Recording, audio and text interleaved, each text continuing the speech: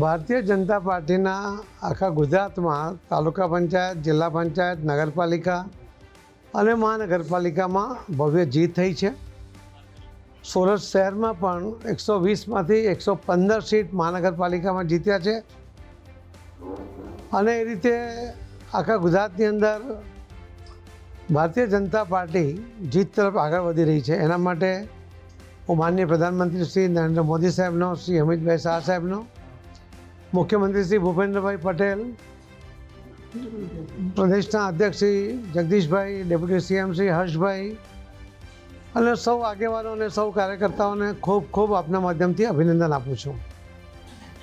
કાર્યકર્તાઓ કરેલી મહેનત એ રંગ લાવી છે અને સુરતની અંદર 30 વર્ષ પછી પણ ભારતીય જનતા પાર્ટી 120માંથી 115 સીટ જીતે. ગયા વખતે જે 93 સીટ હતી એમાંથી 115 એટલે વધારીને જે ભારતીય જનતા પાર્ટીએ જીત હાંસલ કરી છે એ જ બતાવે છે કે લોકોને ભારતીય જનતા પાર્ટીના કામ કરવાની પદ્ધતિમાં વિશ્વાસ છે.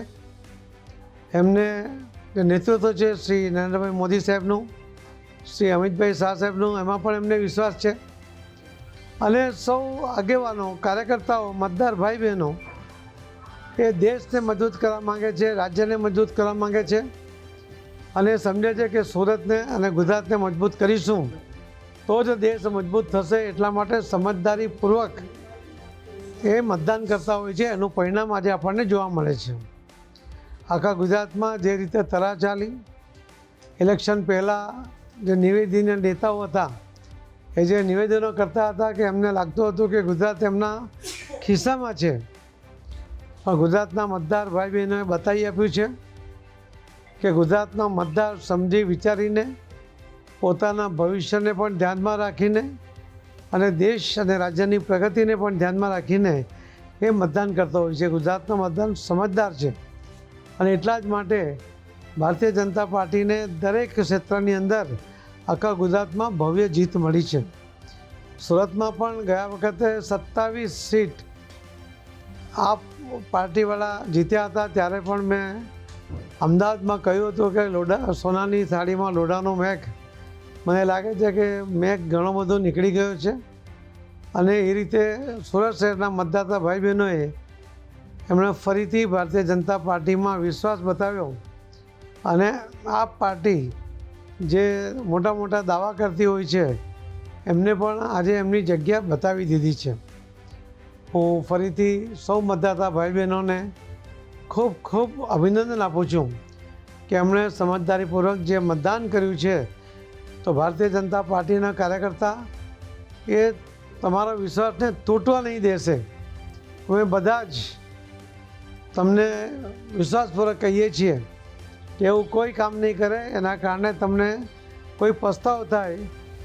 ભારતીય જનતા પાર્ટીનો કાર્યકર્તા અને ચૂંટાયેલા પ્રતિનિધિઓ પણ આ શહેર માટે, રાજ્ય માટે અને દેશ માટે તમારી સાથે રહીને કામ કરતો રહેશે એવો વિશ્વાસ અપાવું છું. આપ સૌ ઇલેક્ટ્રોનિક મીડિયા અને પ્રિન્ટ મીડિયાના મિત્રોએ પણ ઇલેક્શન સુધી જે સતત મહેનત કરીને વાસ્તવિકતા શું છે એ લોકો સુધી પહોંચાડી, એનાથી પણ ખૂબ મોટો ફરક પડ્યો છે. એટલા માટે પણ હું સૌ પત્રકાર મિત્રોને, ભાઈ બહેનોને પણ ખૂબ ખૂબ અભિનંદન આપું છું, ધન્યવાદ આપું છું. ધન્યવાદ. સર, આમ આદમી પાર્ટીની ફક્ત 4 જ સીટ આવી છે 27માંથી, શું કહેશે?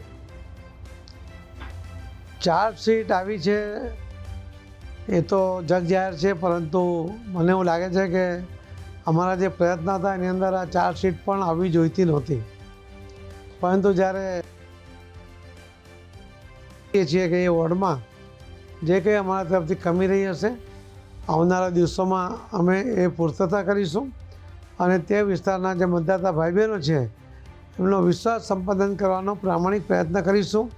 અને એમને હું આપના માધ્યમથી કહેવા પણ માગું છું કે સુરતમાં કોર્પોરેશનમાં કોંગ્રેસને 4 અને કોંગ્રેસને 1 અને આપને 4 જે સીટ મળી છે એ વિસ્તારના મતદાર ભાઈ બહેનોને પણ વિશ્વાસ અપાવીએ છીએ કે તમે ભલે અમને મત નથી આપ્યા, અમારી પેનલ ત્યાં હારી છે, પરંતુ અમે તમારા વિસ્તારમાં તમારી માંગણી મુજબ, તમારી ઈચ્છા મુજબ બધા જ કામમાં સાથે રહીને કામ કરીશું. કોઈ ભેદભાવ નહીં થવા દઈએ એની ખાતરી આપીએ છીએ. સાહેબ, મિની સાહેબ, સૌરાષ્ટ્રની સોશિયલ અંદર મીડિયામાં આ વખતે ખૂબ જ પ્રચાર ચાલતો હતો અને બહિષ્કારની પણ વાત ચાલતી હતી. એની કઈ જનમાનસ ઉપર અસર દેખાય છે આ પરિણામ જ બતાવે છે કે સોશિયલ મીડિયામાં જે નેગેટિવ પ્રચાર કરવાવાળા લોકો જે મહેનત કરતા હતા એની કોઈ અસર વર્તાઈ નથી. ઉલટો જે ખૂબ પ્રચાર કરવા લોકો આજે ઘર ભેગા થઈ ગયા છે. સાહેબ, મિની સૌરાષ્ટ્રમાં ભાજપનો આ વખતે 10 વર્ષ પછી દબદબો જોવા મળ્યો છે. કઈ રીતે હવે જાળવી લેવા? મેં કહું આખા ગુજરાતની અંદર તાલુકા પંચાયત, જિલ્લા પંચાયત, નગરપાલિકા અને મહાનગરપાલિકા એ બધામાં જ ભારતીય જનતા પાર્ટીનો દબદબો રહ્યો છે. એ જ બતાવે છે કે આખા ગુજરાતના મતદાર ભાઈ બહેનોને ભારતીય જનતા પાર્ટીના નેતૃત્વમાં વિશ્વાસ છે, મોદી સાહેબમાં વિશ્વાસ છે, ભાઈ અમિતભાઈ શાહ સાહેબમાં વિશ્વાસ છે, મુખ્યમંત્રી, પ્રદેશ અધ્યક્ષશ્રી અને ડેપ્યુટી સીએમ બધામાં વિશ્વાસ હોવાને કારણે એમણે ખૂબ ખોબલે મત આપ્યા છે. પણ ભારતીય જનતા પાર્ટીનો કાર્યકર્તા વિશ્વાસને જાળવી રાખશે અને આવનારા 5 વર્ષે પણ કોઈ પણ પસ્તાવાનો શબ્દ કોઈના મોંમાંથી ના નીકળે, એમને મત આપવાનો સંતોષ થાય એવું વાતાવરણ અમે નિર્માણ કરીશું, એવું કામ કરીશું.